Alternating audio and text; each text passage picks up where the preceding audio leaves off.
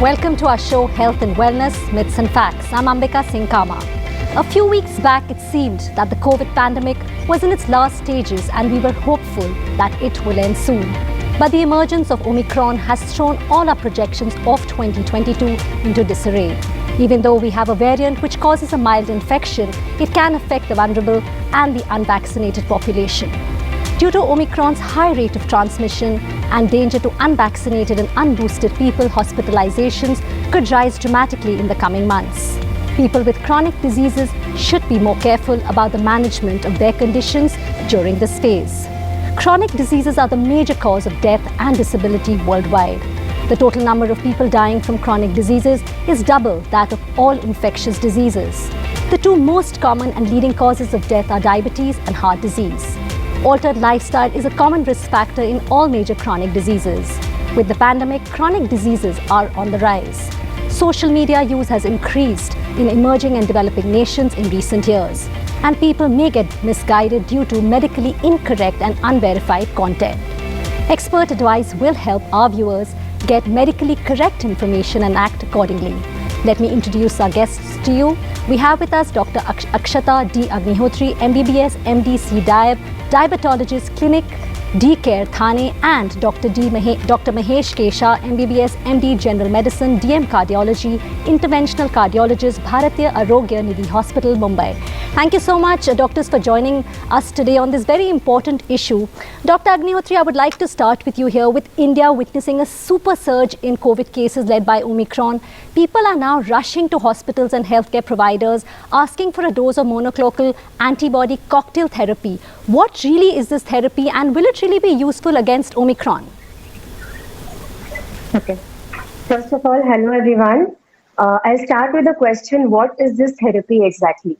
So, monoclonal antibodies cocktail, as we are calling it here in India, is simply a virus neutralizing solution. For us to understand how does it really work, let's start from the beginning. When patients are infected by the COVID virus, their immune systems ideally should produce antibodies. These antibodies bind to the virus and prevent it from spreading further throughout the body. Antibodies against COVID-19 do this by blocking what is known as the spike protein on the surface of the virus. This protein normally helps the virus to lodge onto and enter the cell surface and propagate and spread further. But for some people, their immune system doesn't produce enough antibodies to fight off the virus, or it doesn't produce them in time fast enough. This is where the monoclonal antibody therapy comes in. So the monoclonal antibodies are made by isolating B cells from the recovered patient's blood. What are our B cells? So B cells are type of immune system cells that make antibodies in our body. In the lab, these B cells are then mixed with the spike proteins taken from the COVID virus. Then the B cells that easily latch onto these spike proteins are identified, their genes are isolated, and then these genes are used to create new antibodies in a bioreactor. Now, these highly specific newly made antibodies are concentrated into a liquid solution and then injected in a COVID-19 patient. This gives the patient a temporary boost of antibodies that help to fight off the infection. Now, since we have been starting the use, we have started use of such therapy, there is reduced risk of prolonged hospitalization or death by 70% in patients with mild to moderate disease.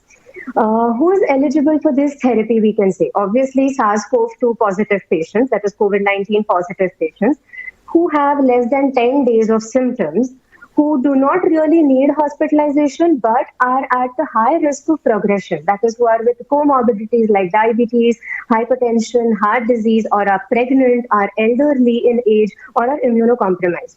Now, coming to your second question, will these be effective against COVID Omicron variant? We must understand that these trials were all done before the emergence of the Omicron variant. So, these antibodies will work as long as they conform to this specific protein.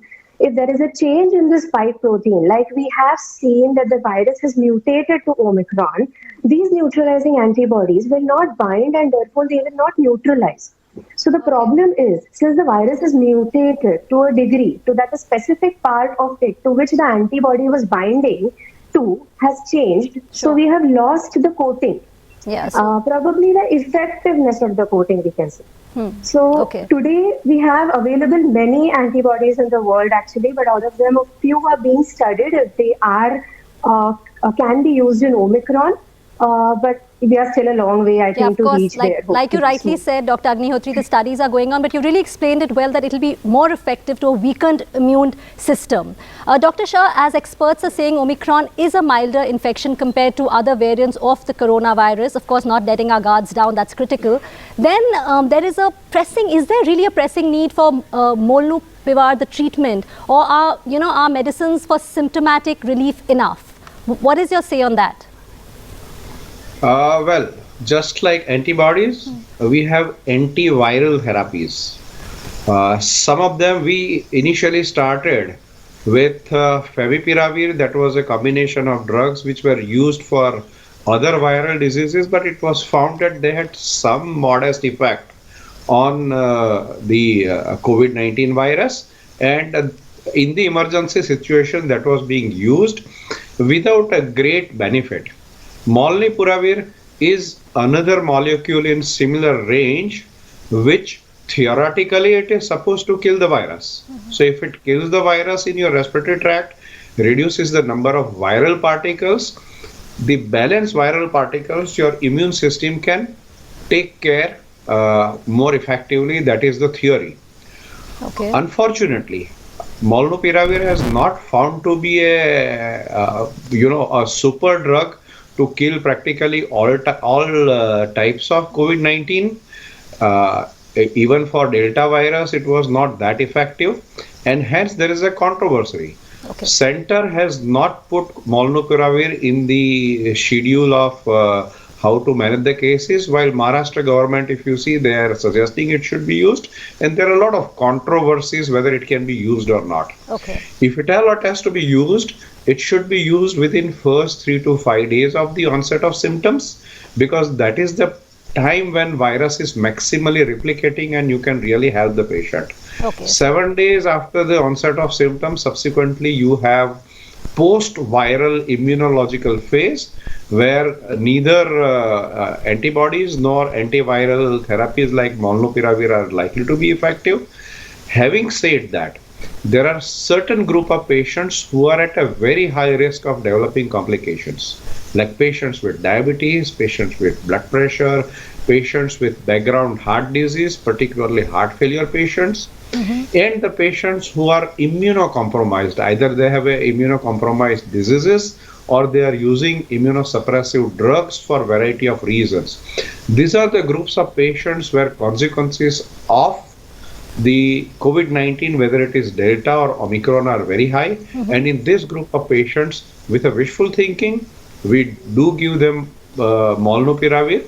Okay. It reduces the amount of hospitalization, but how much its effect is there on mortality, morbidity, oxygen requirement, ICU care, etc., is yet to be established. Yet to be established, I Unfortunately, think. COVID is a rapidly developing disease, Yes. and for anything, we do not have the final answers in any situation. I think, yeah, that's an important point, because yet a lot of studies are happening, and what you said, timely intervention is very important. Dr. Agnihotri, there are several reports of CT values of RT-PCR, for COVID-19 being associated.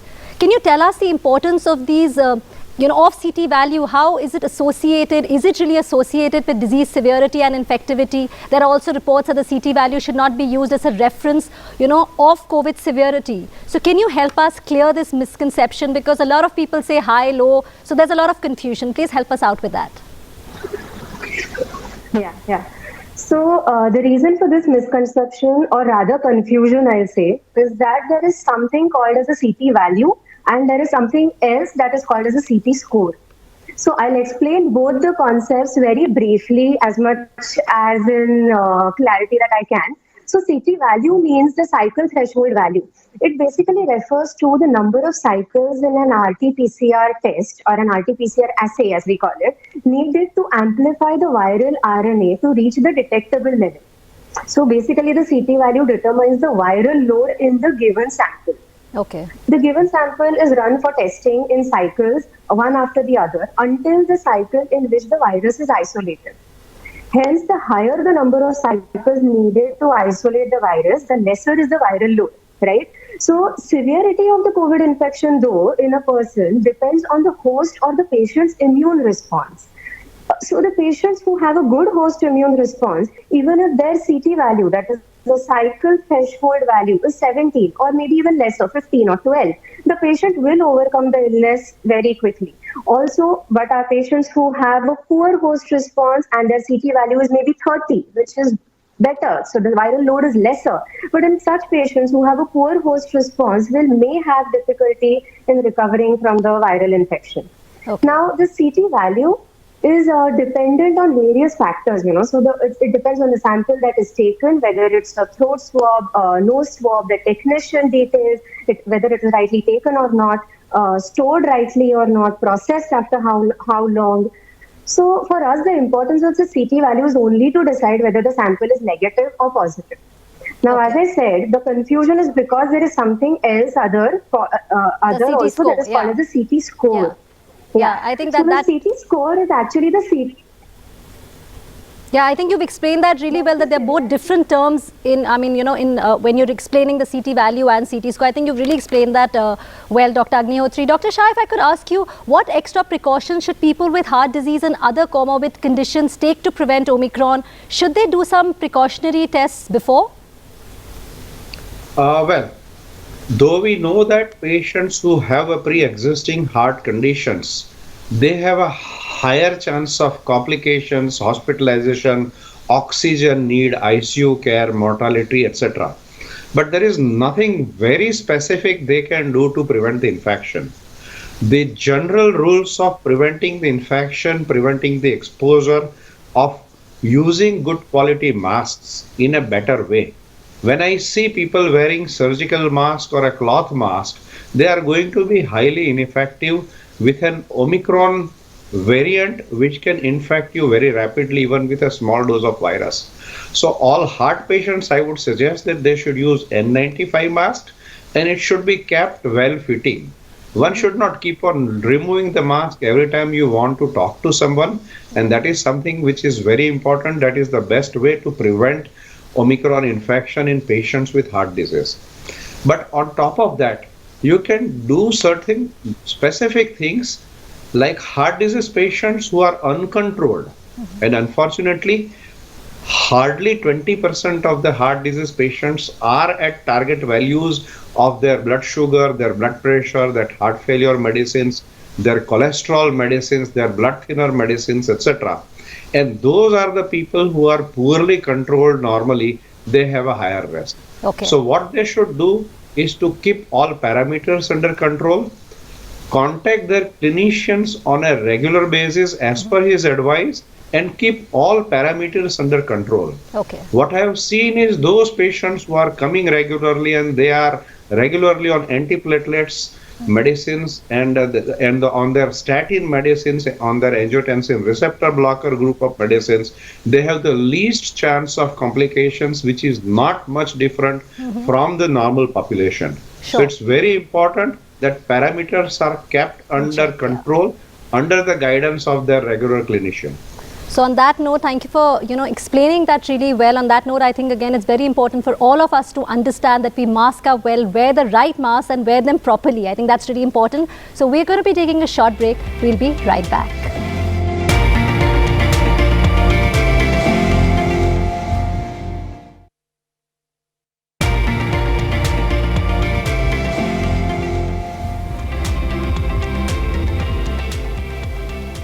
Welcome back. Starting with you, Dr. Agnihotri, diabetes is an immunocompromised state. People with diabetes are more prone to infections. Foot infection in diabetes is something which we hear is common. What care should people take to avoid diabetic foot infections? Like you rightly said, diabetes is an immunocompromised state. So it can weaken a person's immune system defenses. Moreover, not just the immune system, but with diabetes, there is peripheral nerve damage. So what are peripheral nerves? The nerves of, simply put, nerves of our hands and legs. Along with that, there is loss of protective sensation because of neuropathy. There is reduced blood flow to the extremities. All these factors put our patients at a very high risk for injury, permanent deformity, or even amputation sometimes. So, managing diabetes and all the parameters, like Dr. Shah sir said previously, that maintaining a healthy lifestyle helps you keep your feet healthy. Also, regular medical checkups, foot checkups at every doctor's visit, checking your ABCs as we call it. So A stands for your A1C in the sugar levels, B stands for blood pressure, and C for cholesterol levels. Then is your regular exercise. Next, very important is eating a balanced diet and rich with fruits and vegetables. Also, as a foot care routine, I'll recommend all our viewers today to take special attention to daily checks to your feet, toes, inspecting the top, side, soles, heels for any minor cracks or sores or blisters. Trim your toenails after a bath when your nails are soft. Never use any antiseptic solutions on your feet without your doctor's approval. Don't soak your feet for a very long time in hot or cold water, as in fact, soaking for a long time causes dryness later. Never attempt to remove any calluses or warts by yourself at home by using the typical corn caps or the wart removers, etc. So, whatever you find abnormal with your feet, just call your doctor immediately and get it checked. Okay. Also, another important factor I always tell my patients in foot care is footwear. So, choose comfortable, well fitting shoes with a big toe box. Yes. Go for shoes shopping always in the evening, you and I both, because all of us have slight amount of swelling on our Swelling, feet yes. at the end of the day. Okay, I think that's a very important point. So, how one should really take care of their feet, especially for diabetic patients. Dr. Shah, what are cardiac infections and how common are they? What damage can these infections do to your heart? Well, to tell you very frankly, among the heart disease, cardiac infections are not the common ones. The majority of heart disease are the degenerative diseases related to diabetes, blood pressure, stress, etc., causing blockages in your coronary arteries, giving rise to heart attack, and similar kind of blocks in the brain blood vessels, causing paralytic stroke, in the leg blood vessels, causing gangrene, etc. Nevertheless, there are certain specific infections related to heart, and they are much more dangerous than the routine heart disease. One infection you can think of is the pericardial infection. Pericardium is the covering of the heart, and any infection in the pericardium, usually it is tuberculosis, but it could as well be bacterial. Okay. It can be very dangerous. It needs to be detected early, it needs to be detected fast. The second common infection is infective endocarditis. It's a kind of a boil happening onto the mildly or moderately damaged valves. So people who have damaged valves, they should be looking for this infection whenever they get fever which does not resolve within 7 to 10 days. That infective endocarditis is an extremely serious infection, and because that small boil onto the valve does not have much of the vascular supply, your regular orally taken antibiotics do not reach into the center of those infection, does not clear it easily. So the patients have to take parenteral intravenous antibiotics for a long period, anything from 2 to 6 weeks, to clear it. Okay. Sometimes if the infection is very severe, they might land up damaging the heart valves, and once the heart valve gets damaged, it starts getting leaking. They might land up with an emergency surgery. The third common cause of infection is infection of the heart muscle, and that is very much relevant in our COVID era, because COVID not only causes clotting and causing heart attacks, but it can also affect your heart muscle and give rise to myocarditis, which reduces heart's pumping, it leads to heart failure, etc. This needs to be evaluated very thoroughly. Now, the COVID-related myocarditis is not something specific to COVID. There are many other viral infections which, clinically or subclinically affect the heart muscle. But COVID in particular, not only in acute phase, but also in the long term, what we call it long COVID, can cause affection of the heart muscle, cardiomyopathy, impaired heart pumping, and heart failure, which needs to be detected in time, and managed in the best possible way. Okay, so I think key here is, Dr. Shah, that we need to manage it in time. So prevention, again, going back to that, going to your doctors, getting your checkups done. Dr. Agnihotri, can high blood sugars cause a rash? And if yes, what does it really indicate? Should a person just apply ointment and let it heal in time? And what should be done to actually avoid its occurrence? Okay, so again, controlling blood glucose levels is the first step in preventing and treating a diabetes skin problem, any diabetes skin related problem. So when diabetes affects our skin, causing skin sores or diabetes rash, as you said, it is almost always a sign your blood sugar levels are too high. Itchy skin can have many causes in diabetes. It can be a yeast infection, that is a fungal infection. It can be because of dry skin, because of diabetes itself, or because of poor blood circulation. The lower legs are often the itchiest part of the body, and the patients usually complain of suffering from an itch at the night time. Now, diabetes rashes look very different depending on their types and causes, and I can list so many, but for our viewers to know what to look for, there are many, the ones which are common are blisters. So they are the water-filled vesicles, we say, but they are painless. They usually come at the back of your hands or feet or your forearms. They are most commonly associated with peripheral nerve damage. There is something else that is called as the diabetic dermopathy. So dermopathy is basically small aging spots, we call them. They are brownish, scaly patches. They come on your shins. They are almost always harmless, and they don't need any treatment. In our type 1 patients, type 1 diabetes patients, there is a very peculiar kind of a rash that is hardening and thickening and a waxy skin-like coating on the back of your hands. The finger joints stiffen and make the movement very difficult. All in all, another actually very important skin problem is the fungal infection. So, many a times fungal infections repeatedly happen in an individual. That is an indication that the person is in a pre-diabetic state, or the start of a diabetes in a normal person. Okay. So I'll say whatever be the rash, one shouldn't neglect any skin changes that are observed. Yeah. And take care again. Which erupt suddenly. Yeah, which erupt suddenly. So like a stitch in time, we say saves 9. It's always wise to go to your doctor, get it checked, and put the right ointment, like you said, Dr. Agnihotri. Not just take action yourself, but yes, go to a doctor. You need to first find out why you're having that rash and accordingly put the ointment. Just a last question, Dr. Shah. Stress is a major risk factor for various health conditions, including diabetes and heart disease. Can acute stress cause a heart attack? And what is broken heart syndrome, which imitates a heart attack?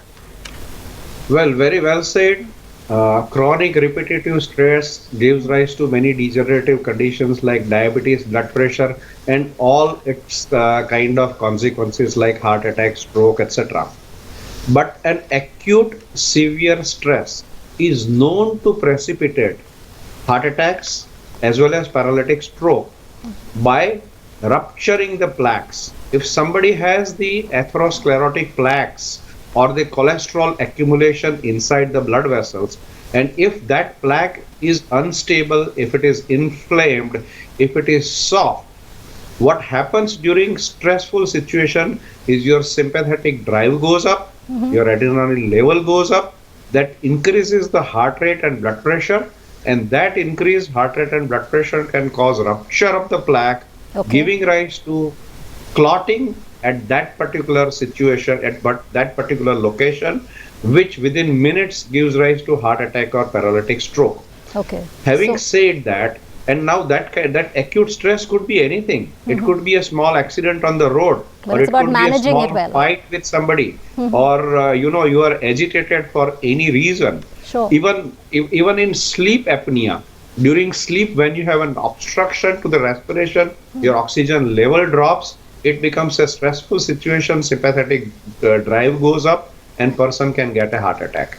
So now a very special situation is a broken heart syndrome, which is also known as Takotsubo cardiomyopathy.